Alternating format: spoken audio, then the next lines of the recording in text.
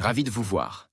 Je m'appelle Alain Duroy et vous êtes sur ma chaîne YouTube où je donne des conseils aux hommes pour diverses situations de la vie. Abonnez-vous pour rester toujours connecté. Et maintenant, je Comment commence. obtenir un prêt ou un crédit de manière avantageuse et ne pas le regretter plus tard? Les banques qui accordent des prêts, ainsi que les bureaux qui fournissent des prêts, sont présents à chaque tournant et pour obtenir de l'argent à emprunter, il suffit d'en avoir envie. C'est en tout cas le sentiment qui s'est fait jour récemment. Même si l'on a un besoin très urgent d'argent, il faut quand même emprunter très raisonnablement, car on prend l'argent d'un autre. Pour un temps, mais on donne le sien pour toujours. Pour savoir quelle banque choisir pour ouvrir un compte, cliquez ici. Les prêts peuvent être repartis en 3 groupes selon leurs conditions. Les prêts rapides, sans garantie ni garant, mais coûteux. Les prêts de niveau moyen. Long, avec garantie, collatéral, caution, mais bon marche, relativement bon marche. Quant aux prêts à terme, ils ne comportent qu'un seul groupe, à savoir, exorbitant. Comment bénéficier d'un prêt ou d'un crédit très avantageux? Demandez à la banque une copie papier des conditions du prêt et consultez un ami qui connaît bien le sujet. Lisez attentivement tous les documents que vous décidez de signer. Vous serez tenu responsable de chaque clause. Portez une attention particulière aux taux d'intérêt, aux commissions et aux pénalités. Vérifiez s'il existe une possibilité de remboursement anticipe du prêt et s'il n'y a pas de pénalité en cas de remboursement avant la date limite. Si un autre service connexe, par exemple un contrat d'assurance, vous est obligatoirement impose, cette obligation doit être stipulée dans le contrat de prêt. Le principal problème d'une personne ordinaire est son manque de connaissances financières. En réalité, les gens ne comprennent tout simplement pas ce qu'est un taux d'intérêt et comment ils les calculent.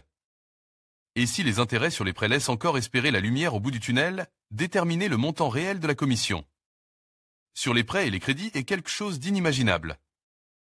Prenons un exemple, calculer le montant total des remboursements de prêts pour l'année. Déterminer le taux d'intérêt réel, intégral, du prêt. Le montant du prêt est de 1000 roubles. Le taux d'intérêt du prêt est de 10% par an. Calcul sur la base des arrières quotidiens réels. Commission pour l'utilisation du prêt 2% par mois du montant de bourse. La durée du prêt est d'1 an. Le capital du prêt est remboursé mensuellement en montants approximativement égaux. Le montant des intérêts sur le prêt est facile à déterminer. 1000 x 10%/2 égale 50 roubles. Pourquoi diviser par 2? Parce que les intérêts sont déterminés sur la base de la dette journalière réelle et que leur montant diminue au fur et à mesure que le prêt est remboursé. Si la dette n'est pas remboursée à la fin de la durée du prêt, mais en versements égaux et uniformes, pour déterminer le montant des intérêts sur le prêt, la valeur calculée pour la durée totale doit être divisée par 2. C'est comme si vous obteniez un prêt d'un montant de 500 roubles et que vous le remboursiez au bout d'1 an, le montant des intérêts sera également de 50 roubles. Ou de contracter un prêt d'un montant de 1000 roubles au taux de 5% par an et de rembourser la totalité de la dette en 1 an. Il y a un problème avec les commissions. La première chose à faire est de convertir la commission en valeur annuelle. La commission est fixée à 2% par mois. Pour convertir la commission en intérêt annualise, il faut la multiplier par 12 car il y a 12 mois dans une année. Si la commission était fixée à 2% par jour, il faudrait la multiplier par 365. C'est pénible. Mais ce n'est pas tout. Étant donné que, selon les termes de la mission, le montant des frais de commission, contrairement au taux d'intérêt pour l'utilisation du prêt, est calculé à hauteur de 2% du montant émis, c'est-à-dire à partir de 1000 roubles, la réduction de la dette du prêt affectera pas le paiement des frais de commission. Le montant des frais de commission restera le même.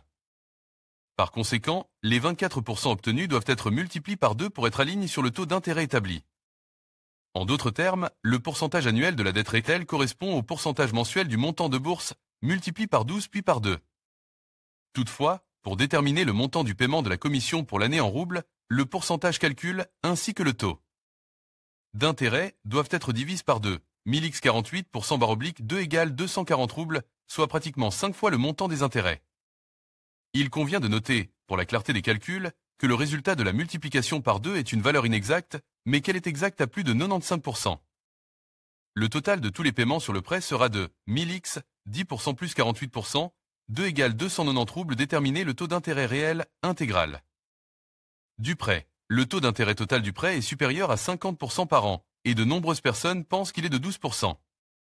S'il n'y avait pas ces petites astuces des employés de banque, les gens ne prendraient pas de tels prêts. Je ne vais pas prétendre que le crédit est universellement mauvais. Après tout, il y a des cas où personne d'autre que la banque ne peut vous aider à obtenir de l'argent.